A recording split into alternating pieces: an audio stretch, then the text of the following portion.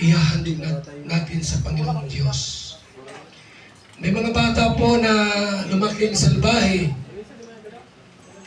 palamura, walang takot sa Diyos sapagkat maliit pa lang, hindi niya nakilala kung sino ang Panginoon. So, maganda itong ginawa ni Kalinga Prof. Ginawa din namin yan sa kanya. Nung po ay maliit pa yan, kahit walang handa, walang leksyon, pero inihandog namin sa Panginoon. Kasi kung hindi mo ihandog yan, baka demonyo ang pupunta niya. Agawin ng demonyo yan. Kaya sa mga magulang, yakin niyo po yung mga anak ninyo, unang-una ay maihandog ninyo sa Panginoong Diyos. Amen. Amen po. So, congrats sa mag-asawang Jack at Kalinga Prab at ito ay isang tagumpay sa inyong pamilya.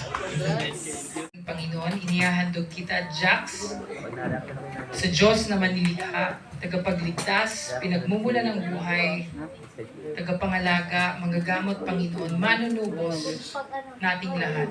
Sa pangalan ng Ama, ng Anak, ng Banal na Espiritu. Let me continue to pray. Bless you hanggang sa iyong paglaki.